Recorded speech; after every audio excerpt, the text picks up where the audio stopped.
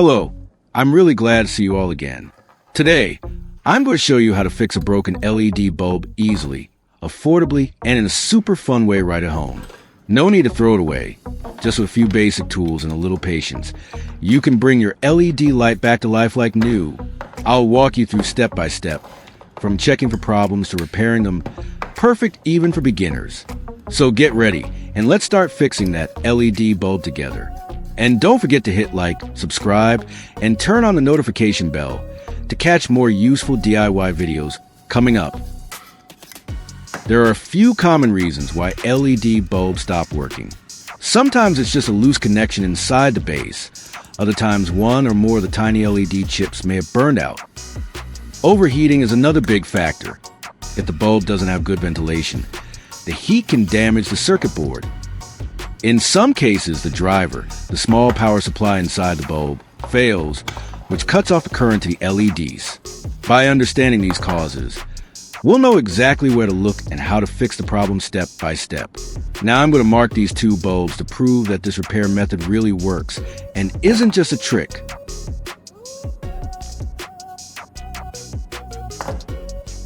Alright, now that we've gone over the causes and marked the bulbs, let's move on to the actual repair. First, we need to open up the bulb to find out exactly which part is damaged. To open the LED bulb, hold the base firmly with one hand and gently twist or pry the housing off with the other hand. If it feels too tight, you can use a thin, flat tool like a small screwdriver or box cutter to carefully pry around the edges until the housing pops off. Be careful not to crack the housing or damage the internal components. Once the housing is removed, you will see the LED chip and circuit board inside. Ready for inspection. Everything looks normal. There are no signs of burning or short circuits, so the problem must be with the LED chips themselves. Next, I need to check which LED chip is faulty. To do this, I'll power the circuit with a low voltage source and carefully observe each chip. For this test, I'll use a battery. When I touch the battery leads to the circuit, you can see most of the LED chips light up, but there's one that stays completely off. That's the faulty chip, and it's the reason the entire bulb isn't working. Let's measure the voltage of this battery itself. When I place the multimeter probes on the battery terminals, the display shows about 9 volts, which confirms that the battery is working properly and ready for testing the LED chips.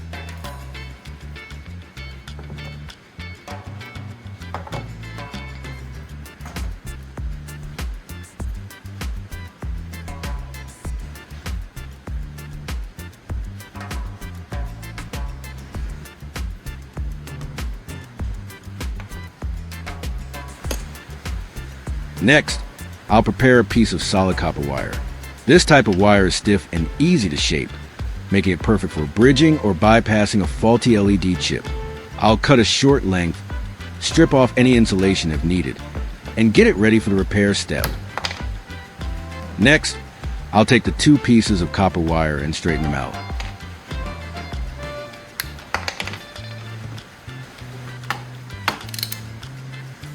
Using a wire stripper or a small knife, I carefully remove the outer insulation to expose the shiny copper core inside.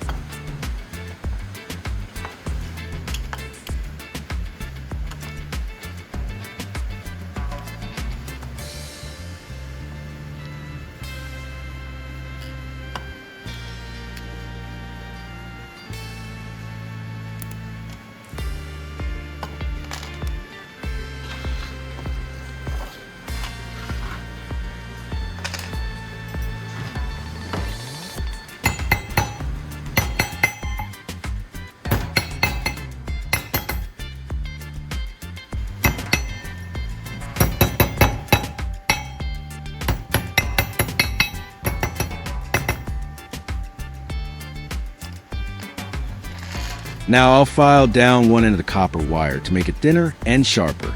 This helps the wire fit more precisely onto the tiny contact points of the LED chip.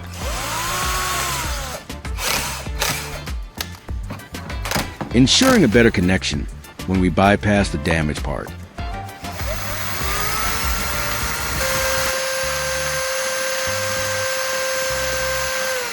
We need to make the tip thinner because the contact points on an LED chip are very small. If the wire end is too thick, it won't sit properly on the pads and could even touch nearby components, causing a short circuit.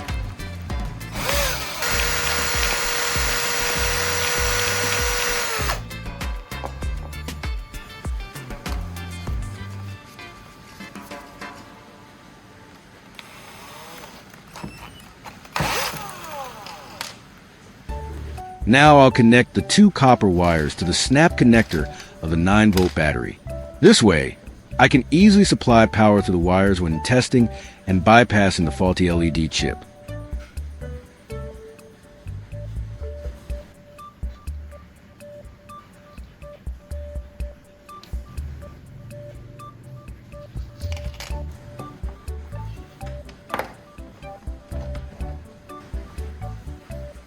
Next, I'll solder the copper wires to the battery connector. By melting a small amount of solder onto the joint, the wires are firmly fixed in place.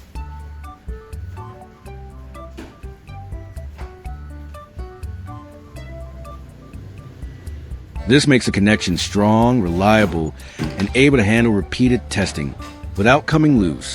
The solder joint looks shiny and smooth, firmly holding the copper wire to the battery connector. There are no loose ends or excess solder, which means the connection is solid and clean. This kind of joint ensures good conductivity and long-lasting stability during the repair process. Now I'll slide a piece of heat shrink tubing over the solder joint and apply heat to it.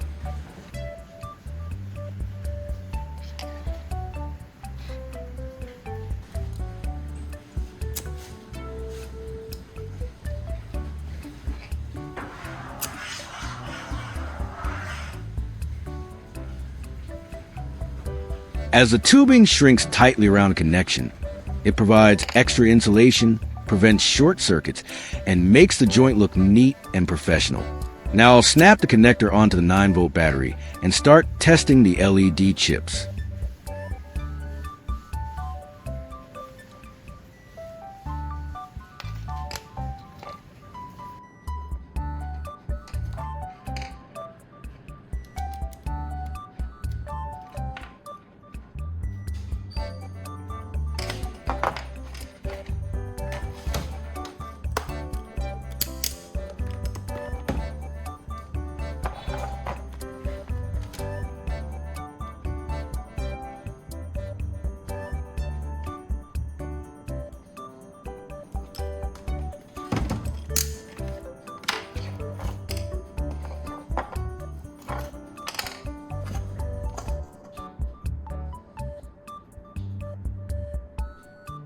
The red wire will touch the positive terminal, and the black wire will touch the negative terminal.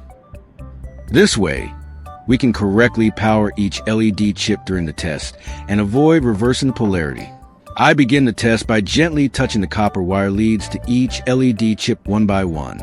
The working chips immediately light up with a steady glow, while the faulty one shows no response at all.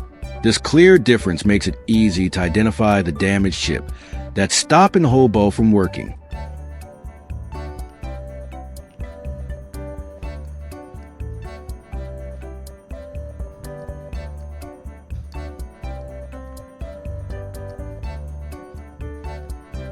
When I touch to the LED chip, nothing happens. It doesn't light up at all. This confirms that the chip is completely dead and needs to be bypassed for the bulb to work again. I'll mark the spot of the faulty LED chip with a pen so it's easy to see. This makes sure I won't lose track of the damaged part and can place the copper wire exactly where it needs to go during the repair. It doesn't light up because that LED chip has failed open. The junction inside is burned or the tiny bond wire is broken, so current can't flow through it. That's why you see the full 9 volts across the chip. There's no current path. In a series string, one open LED stops the whole line, so this dead chip blocks power to the rest. So I'll need to bridge the faulty chip by connecting its two pads together. This way, the current can flow past the dead chip and continue through the rest of the LEDs, allowing the bulb to light up again. Using a small blade, this exposes the two contact pads underneath, giving me a clean surface to attach the copper wire and create a solid bypass connection. To fix this issue, I'll use a small piece of aluminum foil.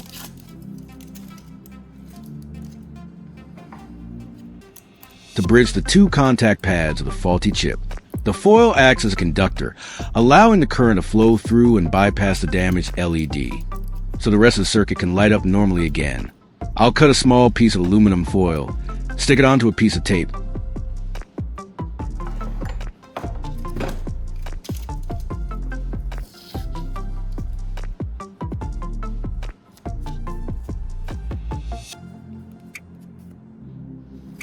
And then carefully place it over the faulty LED chip. The foil makes contact with both pads.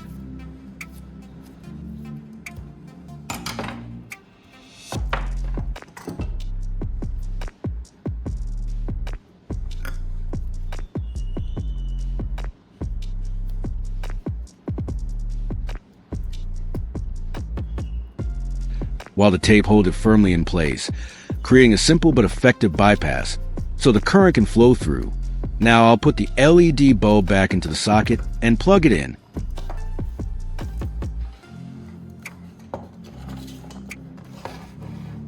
This is a final test to see if the repair really works when connected to mains power.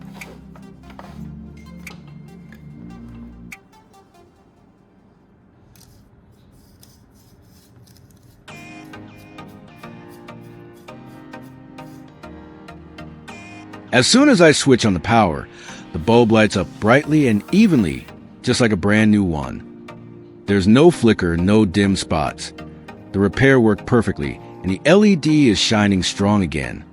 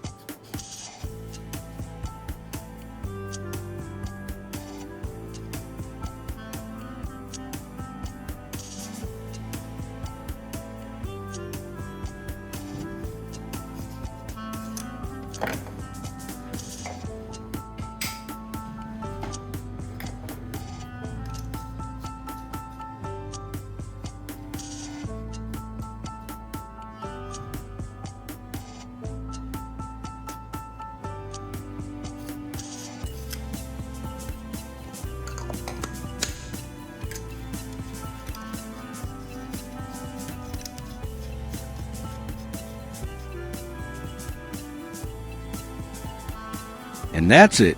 With just a few simple tools and a little creativity, we managed to bring a dead LED bulb back to life instead of throwing it away.